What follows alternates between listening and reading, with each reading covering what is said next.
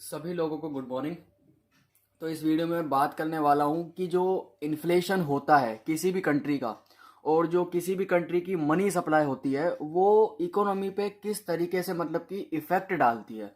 क्योंकि आप चाहे बिजनेस कर रहे हो, आप चाहे इन्वेस्टर हो, आप चाहे ट्रेडर हो, आप चाहे कहीं पे जॉब कर रहे हो, अगर मनी सप्लाई, जो मनी की क्वांटिटी होती है आपके कंट्री की, या आपके कंट्री में जो महंगाई का जो रेट है, जो इन्फ्लेशन का रेट है, अगर वो ऊपर नीचे होता है या एक ऐसे क्वांटिटी या एक ऐसे लेवल पर होता है जो कि नहीं होना चाहिए, तो पूरी इकोनॉमी इफेक्ट करती है।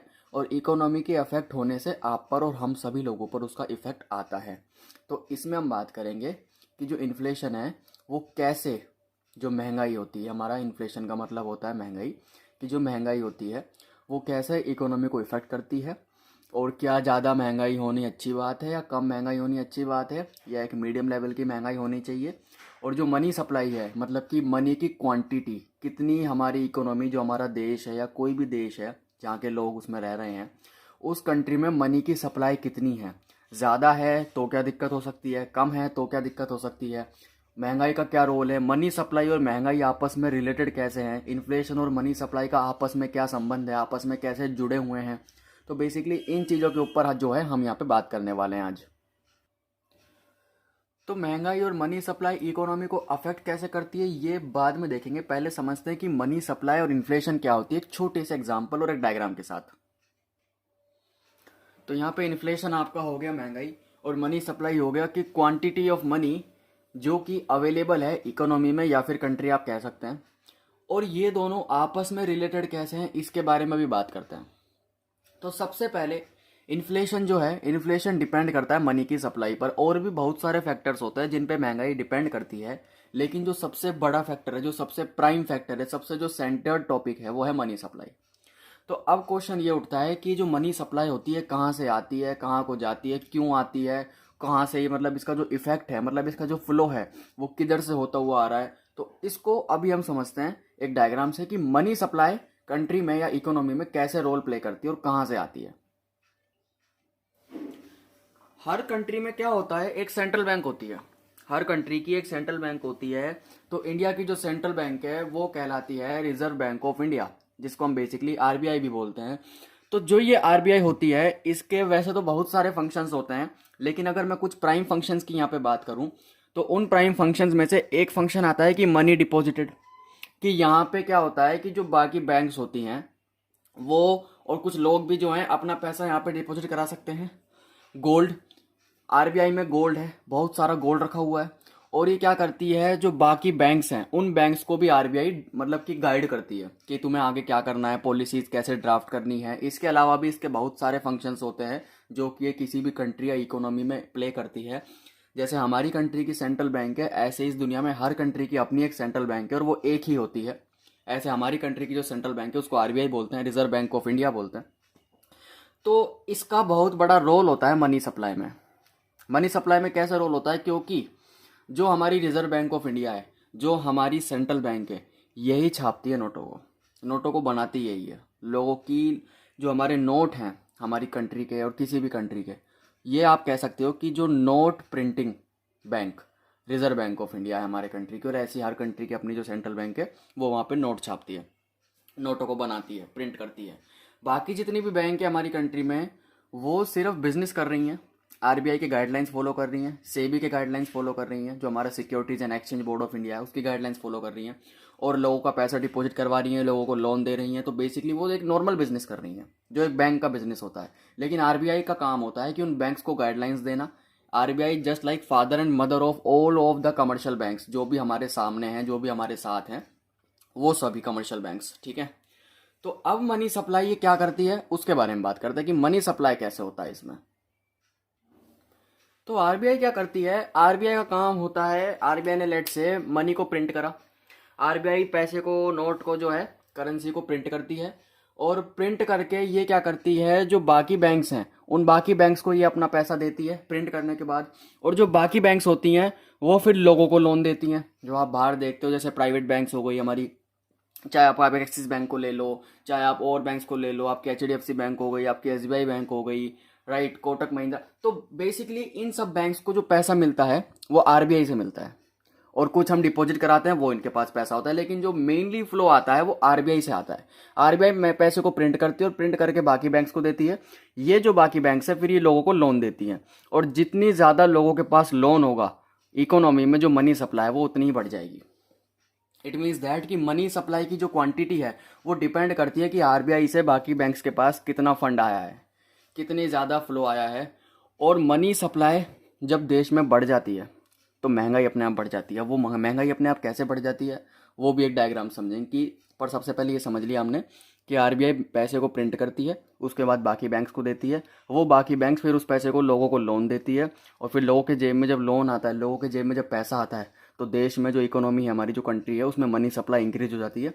और जितनी ज़्यादा मनी सप्लाई इंक्रीज हो जाएगी, हमारा जो इन्फ्लेशन है वो उतना ही ज़्यादा बढ़ जाएगा। इसलिए मैंने वीडियो के शुरू में बोला था कि जो मनी सप्लाई और इन्फ्लेशन है ये आपस में इंटरकनेक्टेड है, लेकिन इन्फ्लेशन जो है वो डिपेंड करता है मनी सप्लाई पे प्राइमरली। वैसे तो बहुत सारे फैक्टर्स हैं जिन पे इन्फ्लेशन डिपेंड करता है, लेकिन अगर प्राइमरली मैं एक फैक्टर की बात करूं तो money supply is a factor जिस पे इन्फ्लेशन डिपेंड करता है। तो अब मनी सप्लाई ज़्यादा होने की वजह से इन्फ्लेशन ज़्यादा क्यों हो जाता है, ये हम एक बार समझते हैं।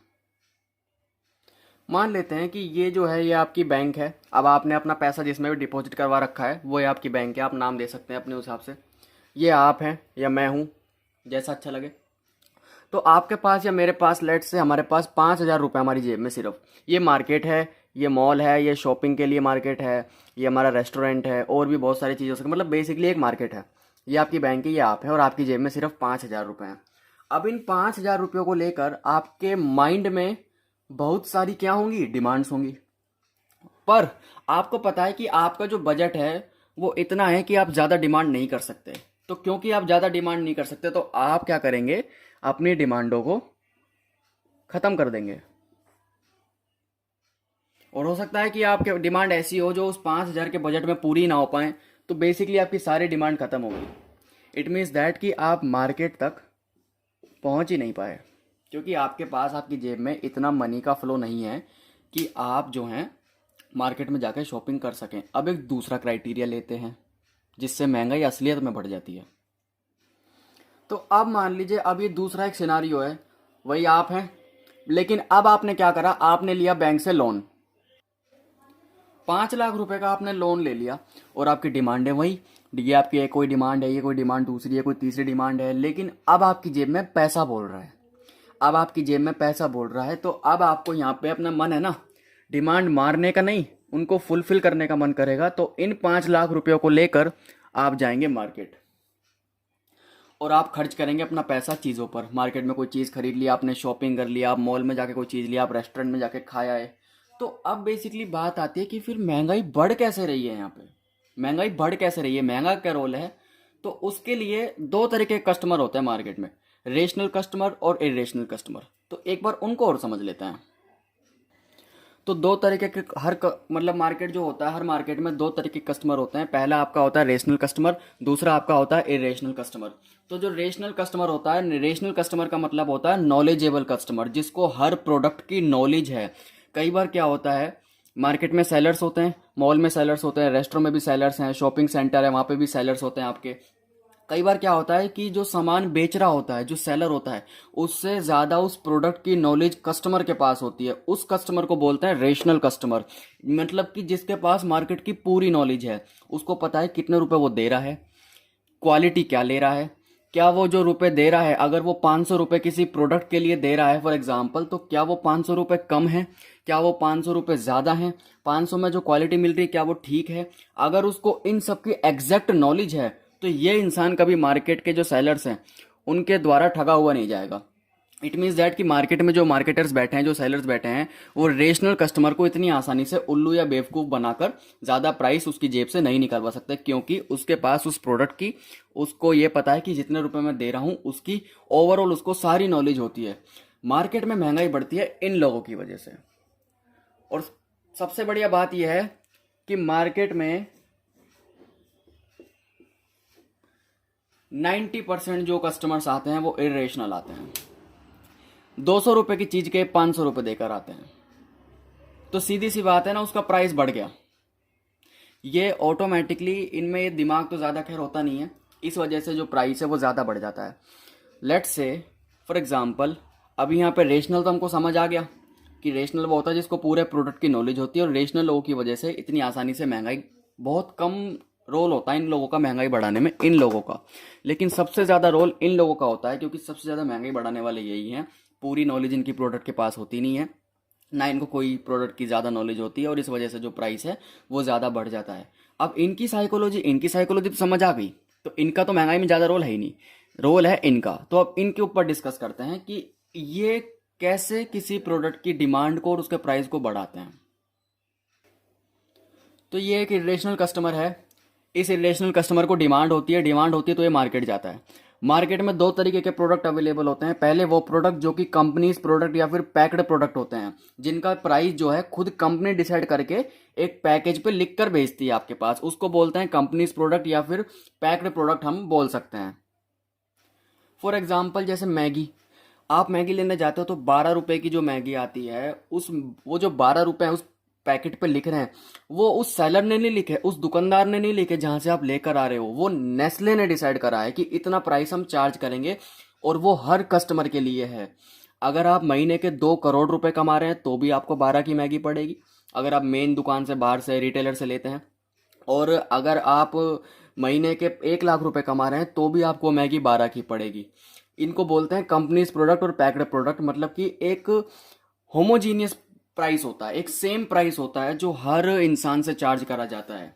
तो यहाँ पे महंगाई बहुत कम चांस होता है महंगाई बढ़ती, क्योंकि ये जो पैक्ड प्रोडक्ट होते हैं, जो कंपनीज प्रोडक्ट होते हैं, इन पे कंपनी का मार्जिन, कंपनी की कॉस्ट और कंपनी का टैक्स ऐड करके, रिटेलर की कमीशन, सब कुछ ऐड करके जब ये 12 रुपए का एक पूरा फॉर्मेट बन पाता है। अब ऐसे आप यिप्पी नूडल्स देख सकते हैं, आप कोई साबुन देख सकते हैं, वो हर चीज़ जिसका प्राइस ऑफिशियली कंपनी डिसाइड करके भेज रही है, वहाँ पे बहुत कम चांस होते हैं कि कुछ दिक्कत वाली बात हो, क्योंकि वो मतलब कि सेट प्राइस है, एक there is a set price. लेकिन दूसरी तरीके होते हैं ऐसे प्रोडक्ट जो कि विदाउट ऑफिशियल प्राइस टैग के प्रोडक्ट होते हैं, मतलब कि जिनका प्राइस कौन डिसाइड करता है, सेलर्स। और ये होता है लोकल मार्केट में, जो आपके एरिया का जो लोकल मार्केट है, आपके जो सिटी का लोकल मार्केट है, वहाँ पे आप चाहे देखिए, वहाँ पे कपड़े मिलते हैं, वहाँ पे स्लीपर्स मिलते हैं, वहाँ पे बहुत सारी एसेसरीज मिलती हैं। वो एसेसरीज जो हैं वो किसी ऑफिशियल कंपनी द्वारा नहीं बनाई जा रही, जिनका प्राइस टैग उस पर अटैच है।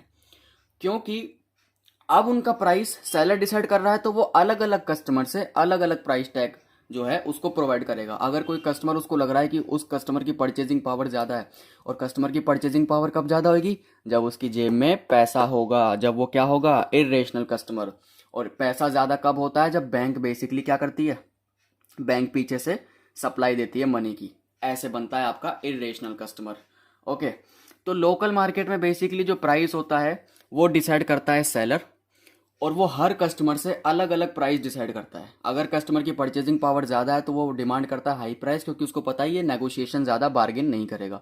और अगर कस्टमर उसका मतलब ऐसा जिसकी परचेजिंग पावर ज़्यादा नहीं है, तो उससे वो थोड़ा कम प्राइस चार्ज कर लेता है। ये लोग जो सेलर्स होते हैं, ये इर्रेशनल कस्टमर्स को बेवकूफ़ कैसे बनाते हैं, जो प्रोडक्ट आपका सिर्फ मान लीजिए 200 रुपये का है, 200 रुपये का आपका एक प्रोडक्ट है, ये आपको पहले ही 500 रुपये का वो प्रोडक्ट बताएंगे।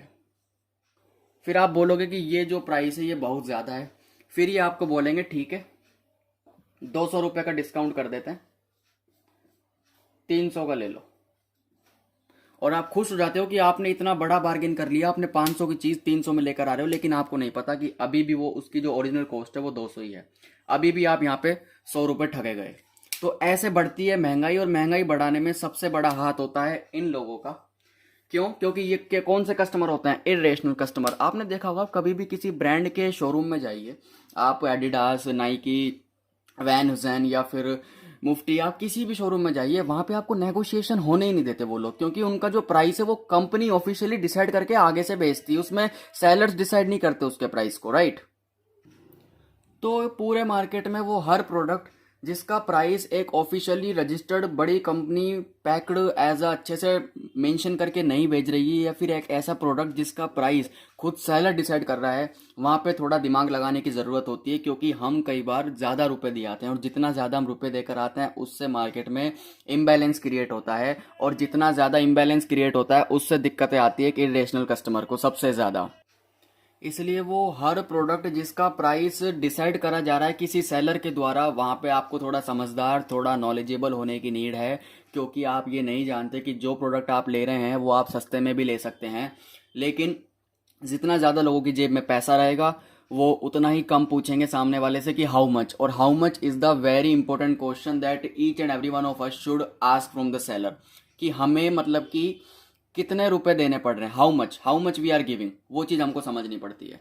तो इरेशनल कस्टमर की जेब में जितना ज़्यादा पैसा होगा वो उतने ही किसी अनरजिस्टर्ड या फिर ऐसा प्रोडक्ट जिसका जो प्राइस है वो सेलर डिसाइड कर रहा है उसके लिए वो कुछ भी देकर आएगा, और कुछ भी देकर आएगा तो सीधी सी बात है कि इम्बैलेंस क्रिएट होगा मार्केट में, जिससे आपकी जो महंगाई है वो आसमान छू जाती है। अब एक बार यहाँ पे बिजनेस साइकिल को समझ लेते हैं, और समझ लेते हैं कि बैंक उस बिजनेस साइकिल को मतलब कि कैसे मैनेज करती है, कैसे बैलेंस बनाती है वहाँ पर। तो ये आपकी एक टिपिकल बिजनेस साइकिल होती है, जिसमें क्या होता है कि आप इस ग्राफ के जरिए एक बार समझने की कोशिश करिए। ये आपकी बिजनेस साइकिल है, जिसमें क्या होता है कि पहला जो फेस होता है किसी भी बिजनेस का वो होता है एक्सपेंशन। जब वो नया नया डेवलप होता है इकोनॉमी में, जब उसको नई नई फंडिंग आती है, जब उसके पास नए नए आइडियाज़ होते हैं, नए नए इनोवेशंस होते हैं, नए नए इक्विपमेंट्स होते हैं, नई नई टीम होती है, नए नए विजन्स होते हैं, नए नए प्लान्स होते हैं, स्ट्रेटजीज होती हैं, तो वो बिजनेस क्या करता है, एक्सपेंड करता है। उसके बाद एक पॉइंट आता है जहां पे बिजनेस अपना मैक्सिमम कर चुका होता है, और उसको पता होता है कि ये उसका मैक्सिमम है, उसको बोलते हैं पीक। कि बिजनेस को पता है कि वो अपना मैक्सिमम कर चुका होता है, उसके बाद क्या होता है, उसके प्रोडक्ट की रिलेटेड डिमांड जो है वो गिरने लगती है, और ये हर बिजनेस में होता है, पूरी दुनिया में ये हर बिजनेस में होता है। उसके बाद उसके प्रोडक्ट की डिमांड गिरती है तो रिसेशन आ जाता है। रिसेशन को बोलते हैं मंदी, बोलते हैं ना मार्केट में मंदी आई हुई है, कस्टमर्स नहीं है, ग्राहक नहीं है, प्रोडक्ट बिक नहीं रहा है, सेलर्स बेचारे सड़क पे आ रहे हैं, उसको बोलता है रिसेशन। और थोड़े टाइम रिसेशन रहने के बाद मार्केट की वापस होती है रिकवरी, और फिर आपकी एक बार रिकवरी हो जाए, एक बार आपकी रिकवरी हो जाए तो रिकवरी होने के बाद वापस एक्सपेंशन चालू, यहाँ से एक्सपेंशन वापस चालू, फिर वापस पीक, फिर रिसेशन, फिर रिकवरी चालू, फिर एक्सपेंशन चालू। तो ये बेसिकली एक प्रोसेस होती है बिजनेस साइकिल की।